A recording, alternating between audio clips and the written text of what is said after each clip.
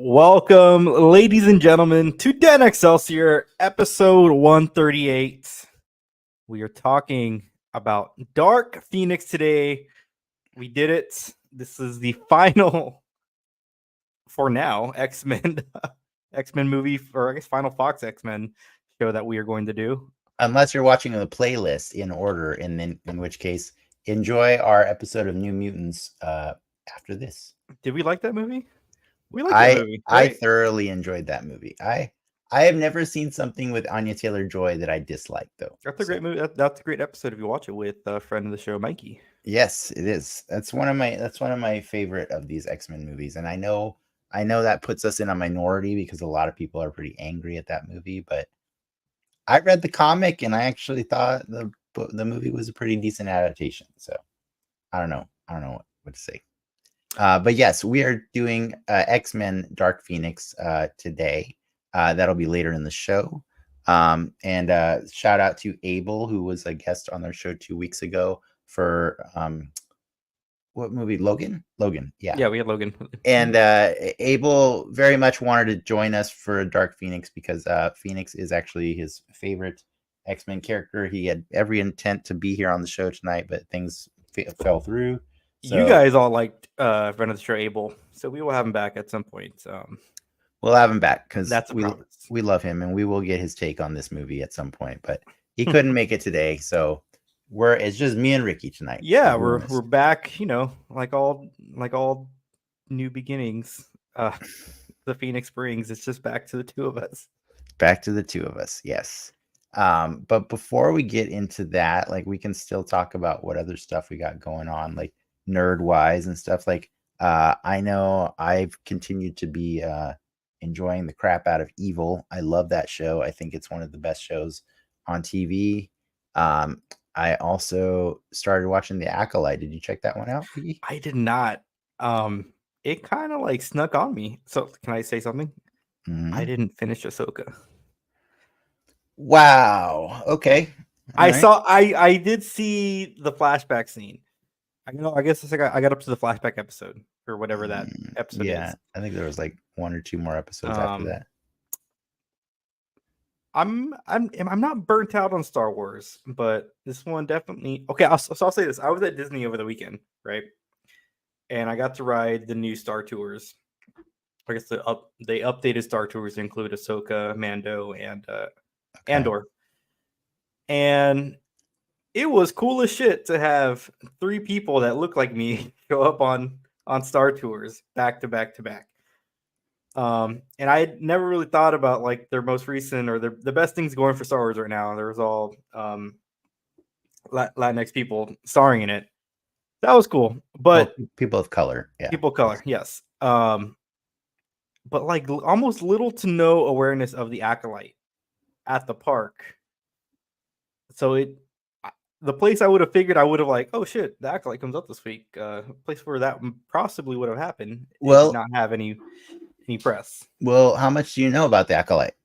I know it's a High Republic show, which is the first show set in this. I'm not new timeline, new era of the timeline that they just started fleshing out what's in the past 2 years with books and comics. Right. Yeah, like this is peak Jedi. It's peak Jedi. It's the first time we've ever gotten a show, especially live action, in a time period that's and a story that's not related to the Skywalker saga, unless you can't. I mean, sorry, Rogue One is not the Skywalker saga, but Darth Vader is in that movie. Okay, Mando season 1. Mando season 1 there's a baby Yoda. All right, like you don't get it. I mean, that's racist. Yeah, no, that's not racist. Like Mando they look alike. Mando season 1 tries its hardest to stay away, but it can't resist it. Once they bring that dark saber, that's where that show just had to tie into everything. And then at this point now, Mandalorian knows everybody, right? Like he just knows all the people. He's met Ahsoka and Luke Skywalker. You know what I mean? Like what is that? You know, that's too much. So I got excited when I watched the first episode of the Acolyte, and it starts with the words 100 years before the fall of the Galactic Empire, and I was like, whoa, because I actually went in blind. I didn't know anything about the show. And the second I read those words, I was hooked. I was like, oh, finally, we are getting a story that can expand this universe rather than contract it. You know what I mean? Like, I saw this really messed up post on, or like funny post on Twitter, or like maybe TikTok or whatever, some a few weeks ago. It was just saying how like Darth Vader must really think Han Solo is that guy. I did see that. Right? Yeah. Because Han Solo shows up to the Death Star with like his twin children, his mentor, this Wookiee that he one time fought together with on the Clone Wars, a droid that he built when he was a kid, and his old astromech from the Clone Wars. Like, Han Solo is literally the only person that Darth Vader didn't know on that ship. And that sucks because, like, you know, when we watched Star Wars back in the day, it wasn't like that, right? We didn't know, like No, you yeah, didn't do the math there. yeah, we only knew that he knew Obi-Wan, right? That's it. Like that's the extent, and that was cool. But like as the years have gone by, George Lucas has just continued to make the passengers of that Millennium Falcon ride so intertwined with each other that it's kind of gross. It's almost incestuous. There's just too many people knowing each other. Like, and so I really appreciated when I started watching The Acolyte. It's like I don't know any of these characters. I do know that one is X-23, and that's kind of cool. But like that's it. Like X-23 is on the show, and that's Yeah, pretty yeah. funny. Like, You think so? The show, the premise is it's about the first or the return of the Sith in prominence in this galaxy. Is that mhm. kind of the conceit? I think yeah, Do it's you? kind of I know Yoda's around in the comics set in this area. yeah. Yoda could definitely show up, and like You want a Yoda or no? I don't, but I won't be mad if Yoda shows up because like I was saying as I was watching it, I was like, canonically, I feel like Yoda is going to be one of the only people that could show up in this show that Hmm. we would know. But it's cool. Like it's a mystery show. It's about like, you know, like these Jedi were basically the cops of the universe. Well, it's like They, that wasn't like they're the hubris of them at that time of like. well, it's the mystery is unraveling like the potential of corruptness within the Jedi Order, right? And some outside force exploiting that corruptness. And so it's cool to see like for example, there's a scene where, you know, or they want to go and investigate something, this master Jedi, and so he lets his boss know, hey, I want to go do this investigation, I'm gonna take a team. They're like, okay, cool, just take a small team. Dude rolls in with like 4 other Jedi, and I'm like, that's nuts. And so they show up to this like shopkeeper guy and like to interrogate him, and I'm just like thinking to myself, like, what does that feel like to be a lowly human and 5 Jedi show up to your place ready to throw down if they need to? You know what I mean? Like, it feels like the potential for cops going bad is very high at that point. You know what I mean? So I'm excited for that kind of story. It's probably gonna get like just crapped on endlessly for being too woke or something like that. Whatever. I know it already has before it ever came out, but I like it so far. I'm not gonna say it's like got me as juiced as X-Men 97 was every week, you know, but like I like it because it's finally Star Wars outside of the usual. Yeah, So I mean, this they had set this up at what is it? So what's the Star Wars convention? Fan Expo. yeah, Fan Expo, something like that. Yeah. Um, this kind of expanded timeline where you have stories now going to be set in this period, and then James Mangold, director of Logan, is doing a movie about the dawn of the Force. So even like thousands of years prior to this Nice. show. That's cool. Um, but Well, yeah, we talked about it on our other show. We have spoken. Um, you know, in a galaxy as big as that, it is weird that Mando keeps running into the same fucking people. Yes. Agreed. So I do recommend it when you get a chance to watch it. It's pretty fun, but I do recommend Evil over that. It's a better show. What about you? Have you been nerding out on anything? I watched Smiling Friends. Have you watched Smiling Friends? I binged both seasons of it last week, dude. Like, I kind of like that show. so did I. You know what's funny is I watched it like a year ago, and I was like, nah, it's too weird. But like for some reason, last week it showed up on my in my Max profile suggested shows, and I was like, I'm gonna watch this. And I watched the first episode, and I was like, as we were watching it, we're like, okay, yeah, we definitely watch this because it's got the guy from Red Letter Media in it, and we're watching it, we're like, yes, we did see this, but when it ended, we were like, all right, I'm gonna let it keep playing, and we let it keep playing, and yeah, it grew on me real fast, like real fast. Like It's so it reminds me of Super Joe, I think, a little bit, just in terms of like the wackiness, extreme cutaways that they do.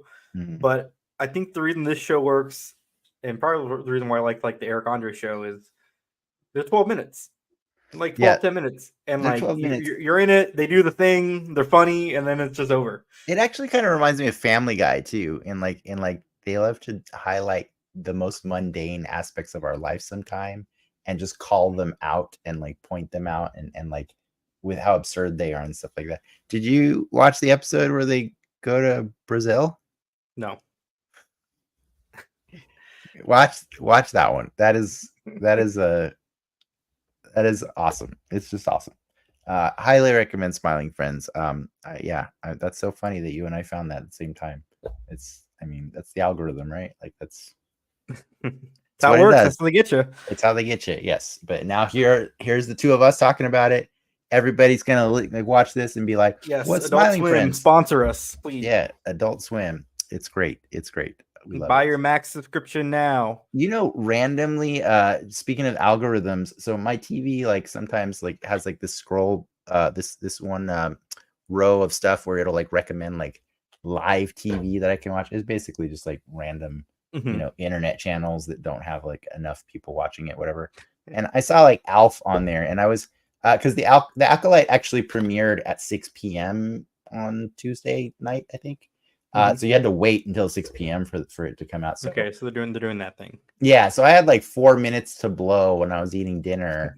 And so I looked at the scroll, and it's like Alf on maximum effort. And I was like, what? So I started watching Alf, and I'm looking at the logo for this maximum effort channel, and I'm like, maximum effort? There's no coincidence That's there. Ryan Reynolds' company. Right. Yeah. That man has a TV channel now. Yeah. He has his You own knew? cell phone, his own gin. I know he has his own cell phone and gin. Well, for TV. the Maximum Effort is the name of his marketing Production company. Yeah, or His production company. So I'm assuming they're like where all the ads like Mint Mobile on that on There were Maximum. no ads on maximum effort. That was the craziest part. Instead They of just had raw Alf. they would do Alf, and then where the commercials would go, they had Adult Swim style bumpers. So they had a thing where like a cat was just drinking water, and the camera was like underneath the water bowl, so you could watch a cat from like it was total Adult Swim but without cartoons. Like it was weird to me. And then they had they were promoting the other shows that were going to be on the show on the channel later. So they had Two Guys, a Girl, and a Pizza Place, like obviously. Wait, are you picking the episode of Alf, or is Alf just on? It's just on. So we're just going back to TV. It's TV, but it's like curated by Ryan Reynolds people. So like I was just blown away that it's like a Ryan Reynolds like nostalgia fest of Man television. has the money. I know he does. Like it was nuts. Yeah. By the way, Maximum Effort also produces Welcome to Wrexham, and that's an amazing show as well. Yeah, we'll take a sponsor deal with them too. I would gladly take a sponsorship. Yes. I'm a little light on news this week, so we gotta pad this puppy out. You gotta pad it. We're like a month away from Comic-Con. I think we're a little over a month. 6 weeks away. Comic-Con is next month. We can say that. Yes, that is true. What Are you starting? Do you get excited still? Because this is what is 20 years No. for you? I don't get excited until no, this is more than 20 years. I started in 1999. So 25 is 25 years. Minus 2 where we couldn't go. All right, so 23 years. Yeah. You don't get excited? I don't get excited until the week of. Okay. It's not that I don't get excited. It's just that like yeah, I just try not to think about it until then. Because like their schedules are so in flux up until the last few days. That is true. Even on the days of, the schedules can change. So I don't try and get excited about scheduling. I guess overall, I'm always excited to be there. You know what I mean? Like I just like being there.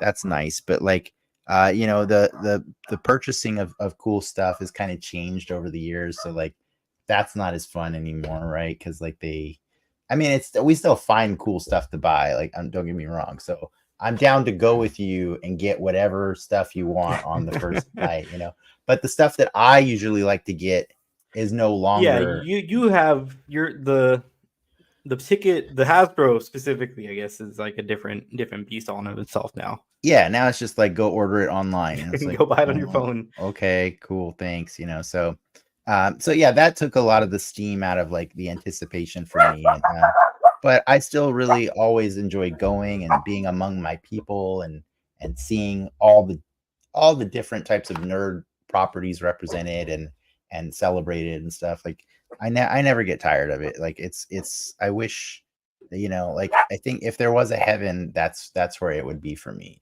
Minus the smells. Just one big hall each. Minus the smells. One big floor. Yeah. But what about you? When do you start getting hyped? Now it starts creeping in now. So the stuff starts getting locked in right about now. Toys or exclusives are getting announced right now. I start dusting off. Like I have a very specific bag and stuff that I take to Comic-Con. Like, there's like the tools of the trade, as you will. So it's like, okay, let's start getting these out of storage. Let's get my little spot here going. What am I doing this day?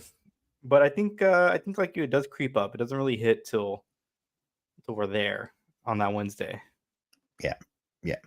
Now that said, am I doing things in preparation for Comic-Con right now? Yes, I have been creating art that is specifically for that period of time and stuff. So I was literally working on a thing today that is intended to be for Comic-Con. So I think I've just developed a different type of anticipation where like I'm like now creating things for that experience rather than going there to just consume things for it. So it's like me giving back to the experience. And stuff.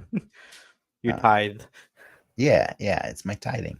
But yeah, no, I am excited. I probably, it comes up probably in conversation like once every other day or something like that. You're not like the first person to bring it up today to me.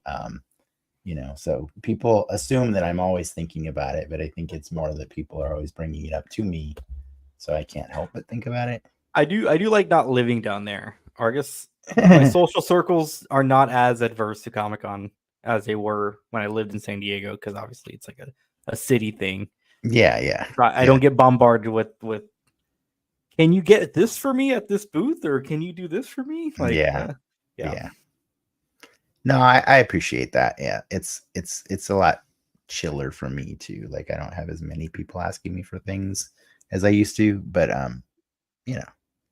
it's fun. It's a fun thing to go. I kind of like I think I've told you before, like my way of dealing with Comic-Con is like I have like certain things that are traditions that I do there, but then one of my traditions is always to do something I've never done before at Comic-Con. So like that's kind of something fun to try and figure out once the schedule's out and once the announcements are there, and like then it's like, okay, what's the weird thing I'm going to experience that I've never done before? And so the hentai room.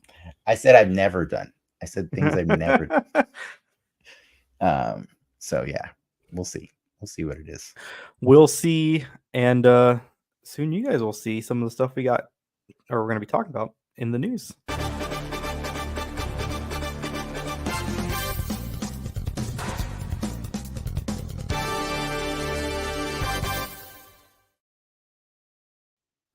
Venom 3, or I guess Venom: The Last Dance. We got a poster and trailer this on Monday, if I'm not mistaken. The final piece of the Venom saga. Were you able to catch this trailer? The final piece of the saga. You're so generous to this franchise. I saw It's this got 3 trailer. movies. I saw this trailer. It did nothing for me other than like the horse part was kind of funny, but then my wife reminded me that the whole premise of the first movie is that every time every time that symbiote tried to bond to anything other than Eddie, Oh, it dies. it usually resulted in it dying or its head exploding and stuff like that. So That there's horse is dead. Yeah. a dead horse. That's a dead Well, horse. I think they did mention that in the trailer. Like how long can you feed on this horse Before it dies. Yeah, I know. before it dies, I thought he said without killing it, or but without killing it. Oh, yeah. I mean that horse is dead. Yeah, that horse is dead. We know that horse is dead. So I thought the trailer was coy in that like it didn't want to reveal everything, which I like. I like that about the trailer. I think we did see Patrick Mulligan for like one brief second in a vault, which means Toxin. Yeah, which means Toxin is probably in the movie. Toxin is actually like another heroic symbiote character, so we'll see. Do I think that the actor who plays him is anything exciting at all? No. I'm not excited about that guy. But I'm interested to see if Null shows up, and like the king of the symbiotes. And yeah, I feel like if you do an invasion, he's got to be in there. You would think so, but I'm not trying to get myself too hyped up on a Venom movie ever. So, well, the weird part of this trailer, that no one has any idea what's happening, is it actually shows a clip picking up from the No Way Home post credits, where a little sliver of Venom's left in the MCU. Yeah, no, I know that scene, but how does this episode or this trailer reference that scene? Well, there's what's his name? Mordo, not Mordo, but the actor. Chiwetel Ejiofor. Yes, the actor who plays Mordo. He's plays playing a different character in this movie. Yes, and they show a scene in the trailer from that scene in No Way Home where he's capturing that little sliver of symbiote. So you have a character who's played by that sliver or a different sliver. Well, it could be a different sliver, but it's in the same bar with the same actor who's playing the same bartender, Danny Rojas. Oh, it is? Okay. Yes. Okay, I'll have to rewatch that trailer. His name's not Danny Ross. I can't remember his name, but from Ted Lasso, the guy from Ted Lasso. Interesting. So it's like you have a guy who's played another guy in a universe, but he's a different guy now.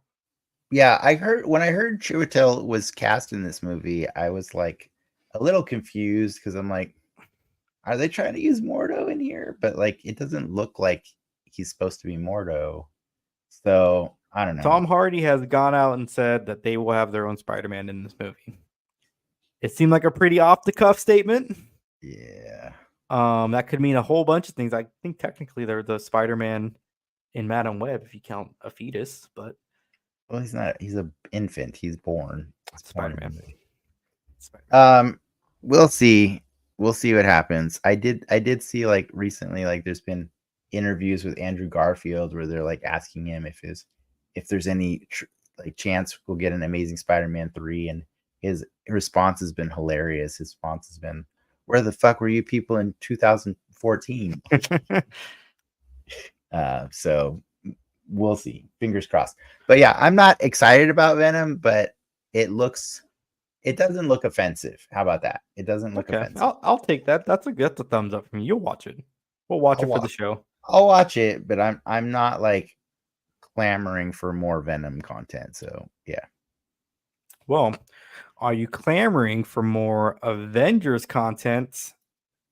So the other bit of rumor going around is John Levy, who is directing Deadpool and Wolverine, is the top pick to direct Avengers 5. This is coming from the Hollywood Reporter.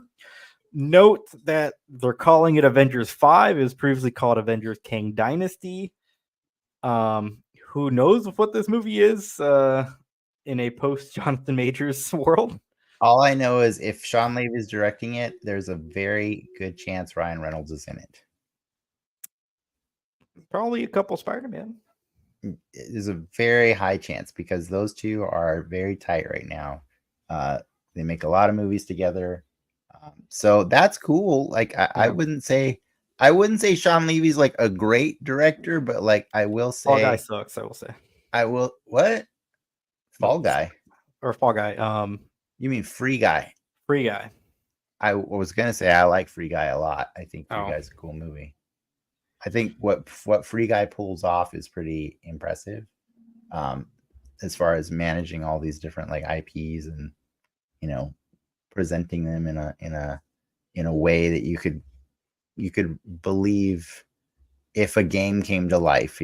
So I like Free Guy. I think it's a cool movie. I don't think the something project, the Atom Project, is a great movie. I think it's okay. It's a straight to Netflix movie. So yeah, I don't have a lot of movies to base it off of. I guess we'll just have to see Deadpool and Wolverine and then decide.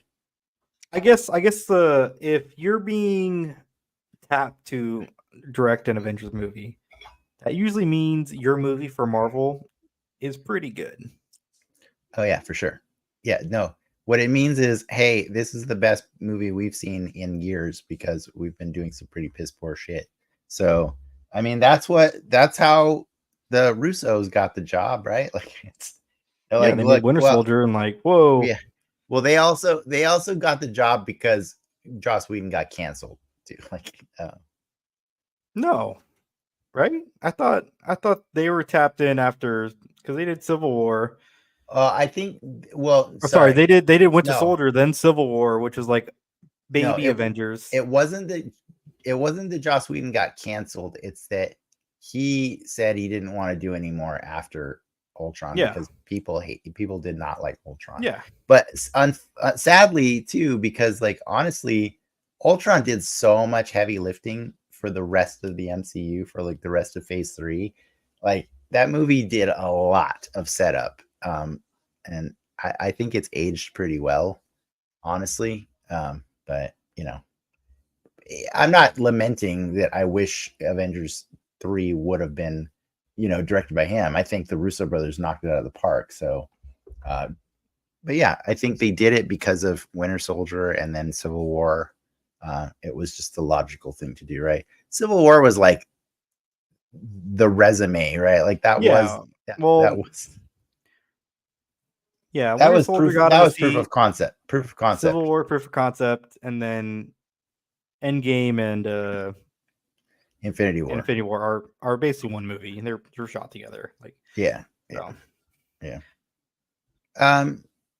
That's I was never not optimistic for Deadpool and Wolverine. So if it's so good that Marvel's like, could you fix the rest of this for us?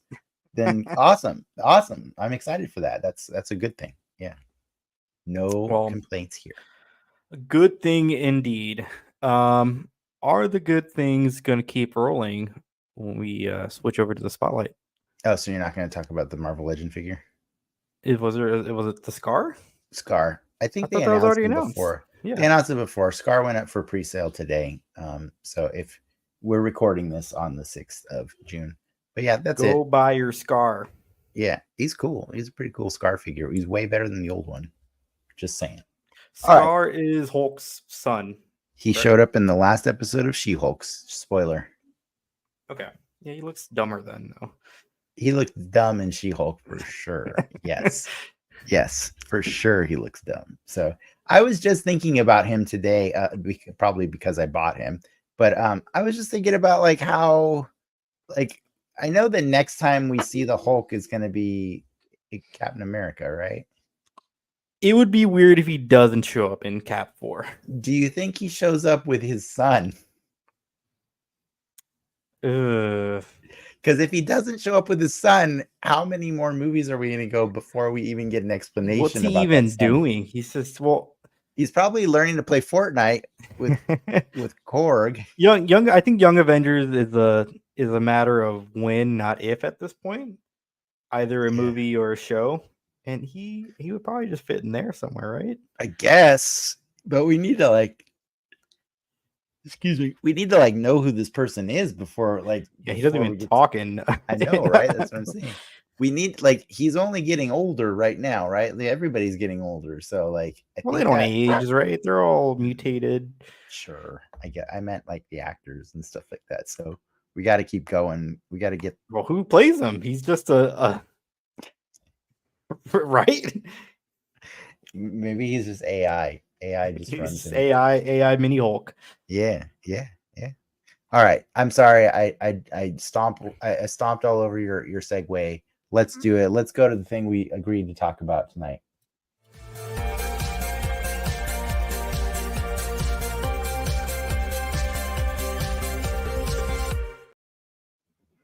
X-Men Dark Phoenix. I was gonna almost call it Last Phoenix. I was like, that doesn't sound right at all. Yeah. I'm gonna start this off really quick, but okay, obviously spoiler warning. I mean the movie's like what, 5 years old, something like that. So Something like that. not like, I mean, if you haven't seen it by now, you're probably not gonna see it, whatever. But I just wanted to say, like, I know we've been like leading up to this for many, many weeks now, telling you, oh, this is gonna be terrible, this is gonna be so bad. And I gotta say, I apologize for setting that bar so low. I think I realized what the real reason that so many fans dislike this movie. I mean, don't get me wrong, it's not a great X-Men movie, it's not a great Dark Phoenix movie, but it's also not a terrible movie. It's not. Like I think the reason it got bombed on like Rotten Tomatoes and like it bombed in the theaters is because the world already knew that X-Men was dead. Like the X-Men franchise in Fox was dead, right? This movie released after the Disney had already acquired Fox. And So so yeah, it did. Because Disney honestly started the negotiations to acquire Disney right after Fox. Iron Man. Sorry, Fox. Right after, I think. No, wait. When was it? It was somewhere in the middle of the Spider-Mans or something like that when we were having the whole, you know. Oh, I think it was shortly after Days of Future Past got a teaser trailer in a Spider-Man movie, right? I think It's Spider-Man 2, Amazing Spider-Man 2. Yeah, something like that. Is shortly when they started greasing the wheels and stuff like that, and those kind of things take years. But I think the reality is that everybody knew that Fox, as a X-Men churning studio, was done, and it's kind of what I've been saying this whole time with these X-Men movies is the problem with the new ones, like the After First Class and everything, is that they start making a lot of promises that they never deliver on. Right. And I think the bigger problem with this movie has nothing to do with it as a movie at all. It's just that it's not able to satisfy the fans of the X-Men franchise. It's not a you can stop watching the MCU in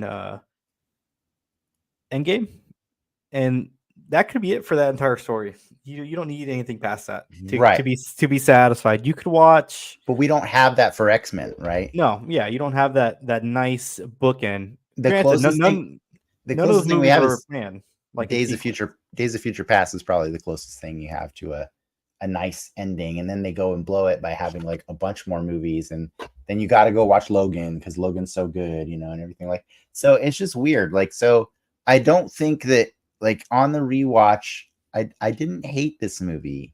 Was I entertained? Mildly. I was mostly bored, honestly, but like, I'm curious. I have a feeling I know your answer before you say it, but like, did you like this movie? I'm happy I watched it. Yeah. I'm happy I watched it. I'd never seen this movie aside from just bits and pieces here and there. So I finally watched it. I think the movie's fine. I don't think it's Yeah. the fire that the dumpster fire you alluded to through while we were doing these shows. Yeah. And I tried to like pinpoint where, because it is not good. It's very slow, very long. But I think when it does hit, it hits hard. I kind of like the train sequence, the opening with the phone calling the president calling the X-Men up into space. Well, the Awesome. opening is Jean in the car with her I parents. I did not mind that, but I'll circle Yeah. back to that. Train scene, cool. I was happy with it. X-Jet in space, pretty cool. You were cool with the train scene where they're just fighting people.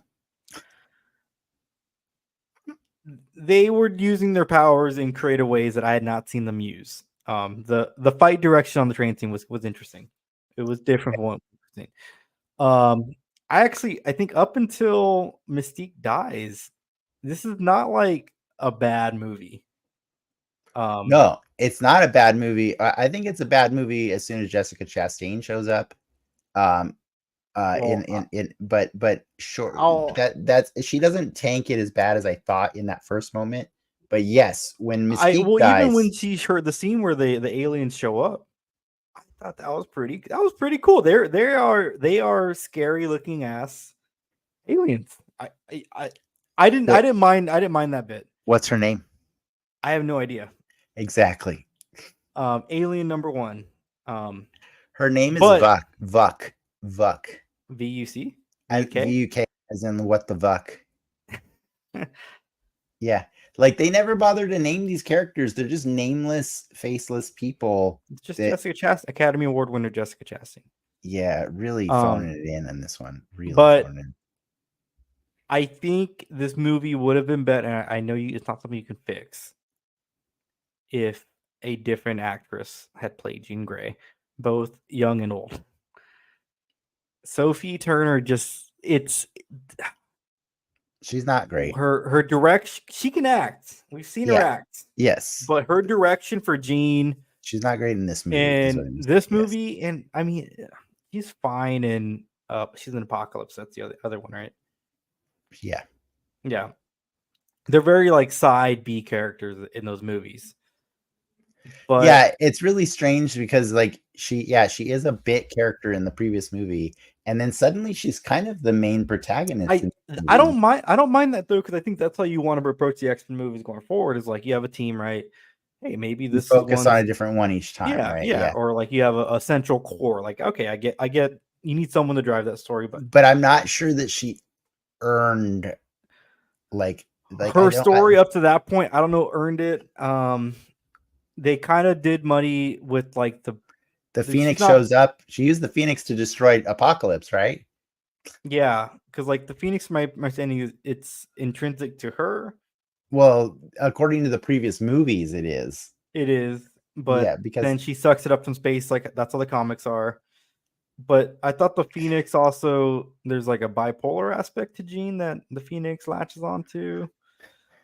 It got muddy. It got messy. But yeah. I think this movie would be a solid B had a different choice been made for Jean. I really do think that, because again, there's enough there to pull its own weight that every time, like, I think Professor X gives a pretty decent performance. I think Magneto gives a pretty solid performance. I think Jennifer Lawrence, for hearing that she phoned in, she was fine. I think Magneto didn't need to be in this movie. No. I think Cyclops and Storm were wasted in this movie. I think Nightcrawler was pretty wasted in this movie. I think Quicksilver was fridged in this movie, if that's a term. Like, you know what I mean? Like, so you have an ensemble that you're not using. So it's just, the movie's mostly just Professor X and Beast and Jean Grey. And that's that's what's weird to me about it. So like, I'm not mad like at Sophie Turner in this movie.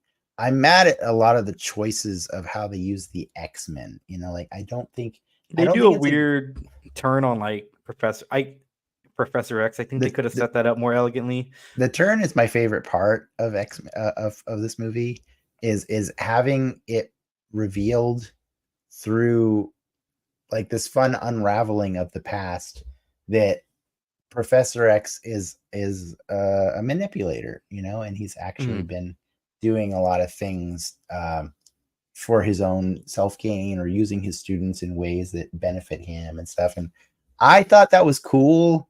I don't mind how abrupt it was because when they did it in the comics, it was like, whoa, what? And you're like, well, duh, I guess that makes sense, you know, like if you think about it. So, but it was surprising in the comics when that was kind of revealed too. So, yeah, so that fit. Like to me, that was the most comic accurate thing they did in the whole movie, in a movie filled with comic inaccuracies. You know what I mean? Like, so Well, that's the one thing I liked about this movie. I do want to take the X-Men in space did nothing for you.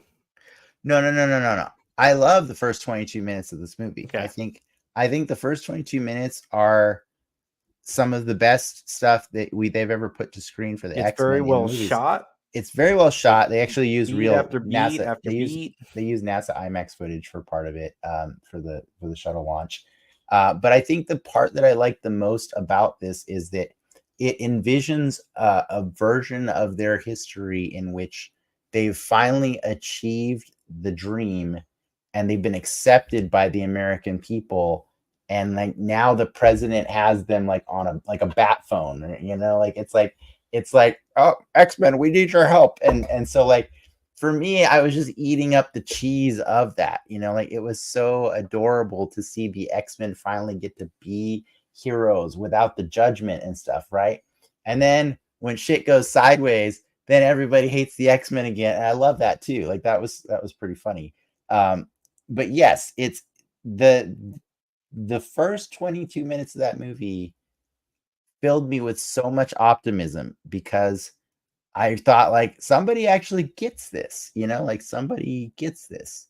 And then we start just steamrolling this whole thing with like random shape-shifting aliens showing up and talking about the power and things like that. And like some kids start calling her the Phoenix, and I'm like, okay. Dazzler shows up. I was like, if the kids are calling her Phoenix, does that mean she's not going to call herself Phoenix? Is that like, you know? So I think the problem I have, and like the X-Men cartoon has spoiled me forever. Not just 97. I mean the old one too. Like because the old one actually told the Dark Phoenix saga correctly. You know what I mean? Like they told it Mhm. over the course of many episodes. There's a whole process that happens to Jean. Like, you know, for a while she has this power and she's using it like for good. Then she gets manipulated into joining the Hellfire Club, and they use her power for evil.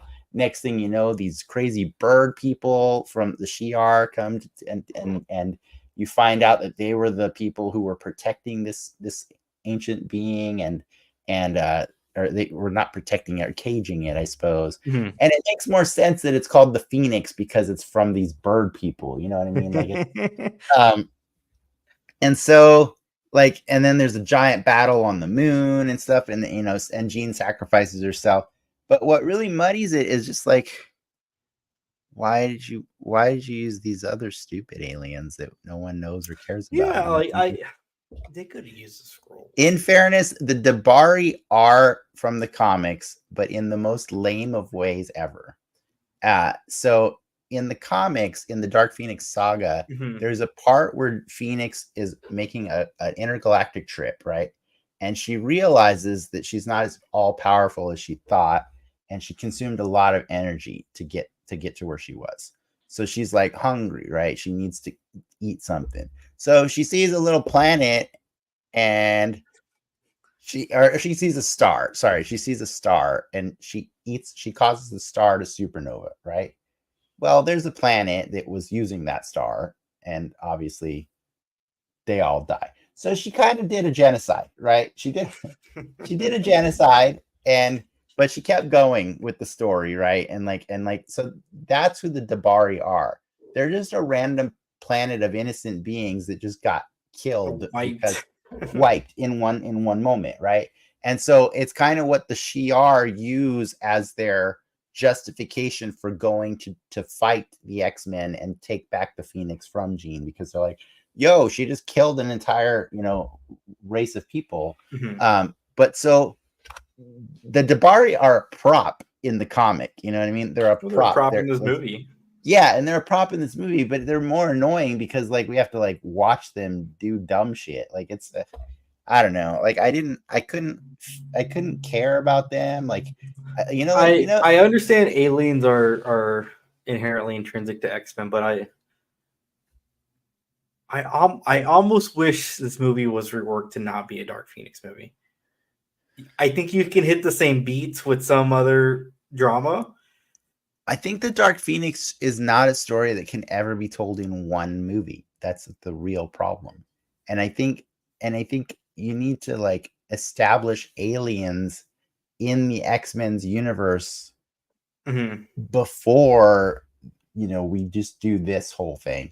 And so yeah, it's kind of weird. It's weird that the Dabari were turned into this evil race of aliens that want to capture this power. And like I was like, why couldn't they just be the people that I think they implied that they're the last of their people, but like Yeah, they are the last of the kind. like so your implication is the Phoenix did kill them, but like I'd rather Yeah, they could have put a bow on it, and they it's left very like ambiguous. And yeah. to your point, they're just kind of there. They're fodder. They're X-Men fodder. If Magneto is the height of villains in the X-Men movies, the Dabari are the lowest point. You know what I mean? Like Yeah. the fact that we don't even know their names, and that's why it makes it hard for me to agree with your assessment that like if it was a different actress playing Jean, this would have been a B. No, it's still not a B for me because the Dabari are terrible. And like they just suck up too much screen time in this movie. Like I get that the like on paper the train scene is cool, but I Mhm. couldn't get excited about it because I'm watching them fight people in regular clothes. You know what I mean? I was like, make them do cool stuff. I mean, Like, it sucks. You do see him in the costume or in a team uniform in this movie, but damn, this movie's set in the 90s. We got a tease of some 90s ass suits in Apocalypse. yeah, They should have done it. they should have just gone heavier on the cheese. I think that's the problem with the movie is that the X-Men being called by the president set my expectations so high for the cheese factor of this movie. Mhm. And then the Dabari just tanked the I will cheese say factor. Cyclops looked really stupid this whole movie. He did, right? The He visor did. looked so dumb. Yeah, he did.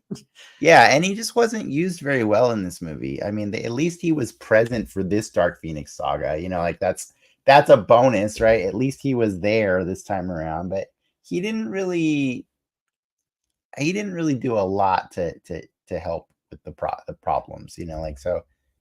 I did like that he got to ricochet his shot off of a rearview mirror. That was Mhm. cool That was cool. because he does ricochet shots. But so there's like little things that I like in this movie, but ultimately, like if there ain't no bird people and there's no Hellfire Club, like what are we doing?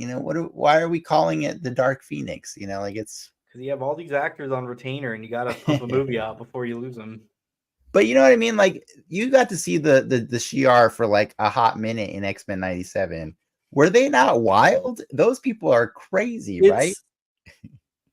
It's you can tell this movie is budget.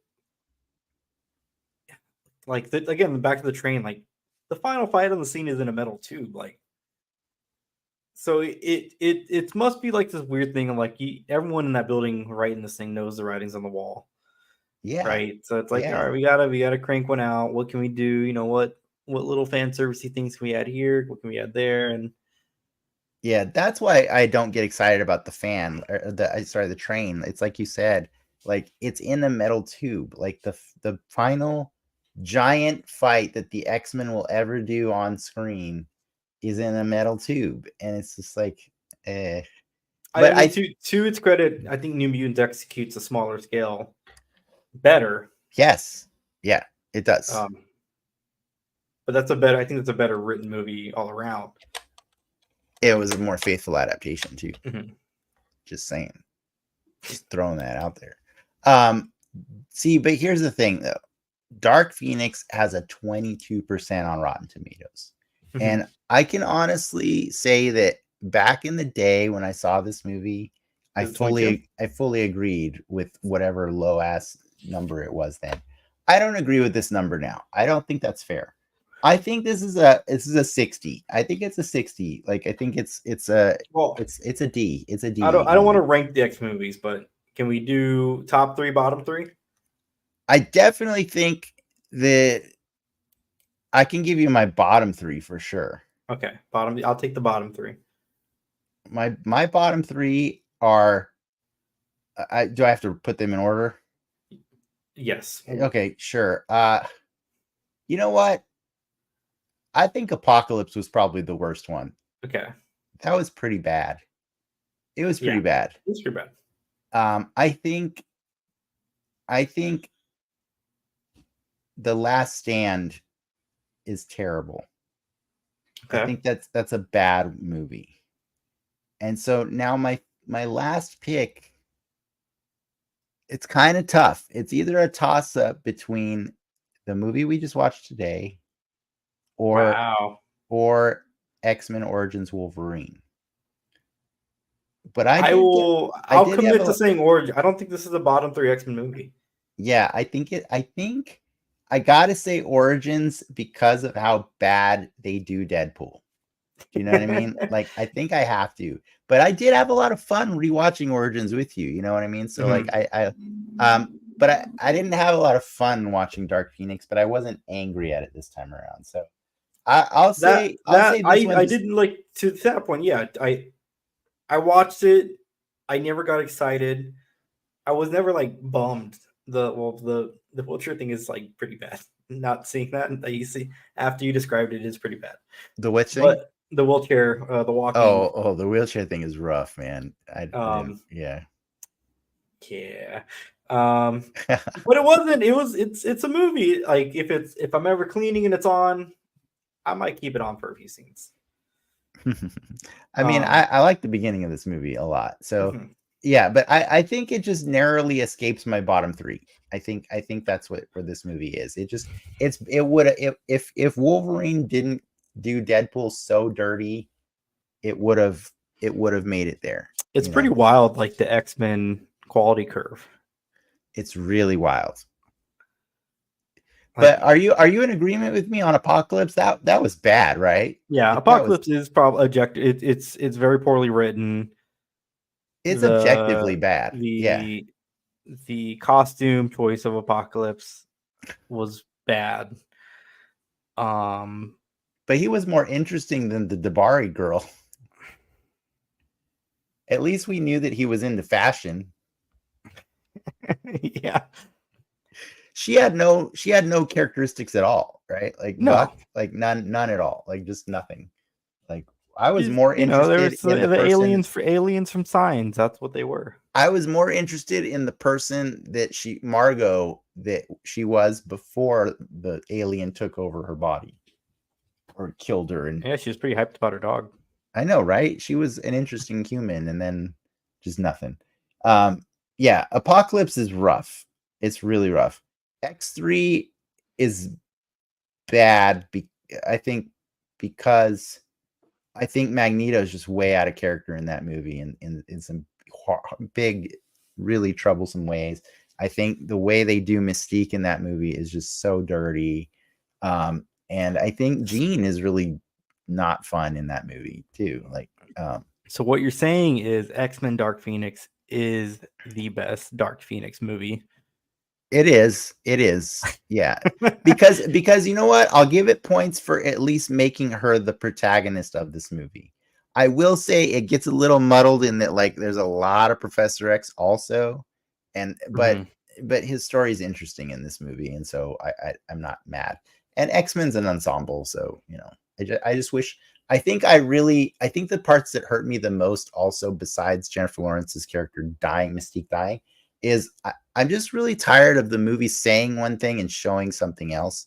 So Mystique is constantly saying that we should be able to look the way we look. to be proud of ourselves, right? And there's all these kids that are carrying Mystique dolls and everything like that. And yet constantly when she's at home among her people, she's intentionally making herself look like J-Law.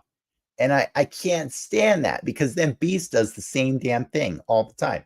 And I know it's for budget, and I know it's for, these people don't want to see, like, they don't want to wear the makeup, the prosthetics as much. Like, I know that, and that hurts me that it bleeds, that kind of stuff bleeds into the movie. Like, it doesn't make any sense to me that Mystique is not blue all the time in this movie, in a movie where the president is calling the X-Men for favors. Like, what? She saved like the world in X-Men First Class, or not First Class, Days of Future Past. Days of Future Past, yeah. Yeah, she's a hero. Like, so why are you still doing this thing other than it's just itchy and you don't like it? So he's itchy. That's a valid point. So I did appreciate that at least at the end of this movie, now that Mystique has died, Beast finally has accepted his true form, and he kind of had this weird silent arc of like, okay, now he's just going to be Beast. And I was like, great. Well, I thought it was cool that he's like the headmaster too at the end. Yeah. But yeah, you know what I mean? Like, it's just weird. Like, practice what you preach, X-Men. Like, tell us to be proud of our bodies, to be comfortable in our own skin. But then you show us somebody not being comfortable, and two people not being comfortable in their own skin. And that was just really weird to me. Like, it doesn't make sense, But what are your top 3 X-Men movies?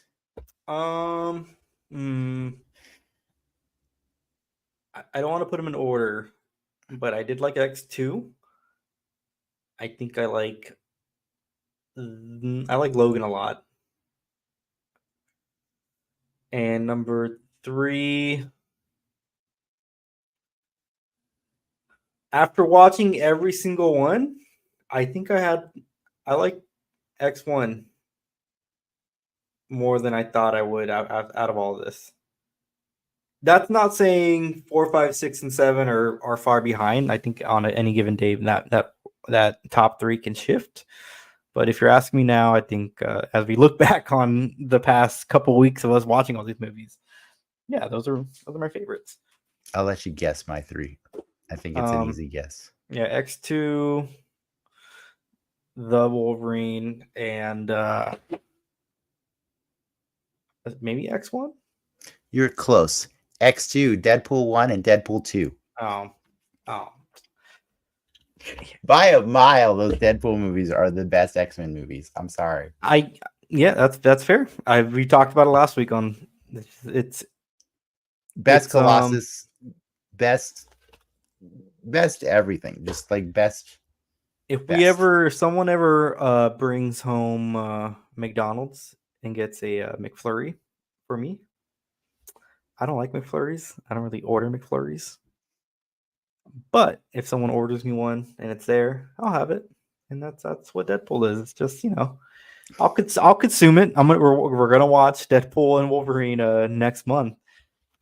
Am I excited? No. Am I mad? No. Will I know? Is it going to taste good? That movie is gonna make me feel good, probably. But I don't love it. All right. Well, we're not done with this crazy Fox franchise train. So next week we're taking the dive. We're going back in, and we're doing. Whoa, you're cutting me off, man. Almost. We're doing Daredevil. That's a Fox movie? Yeah. All right. Well, Daredevil next week. With that, True Believers. Enough said.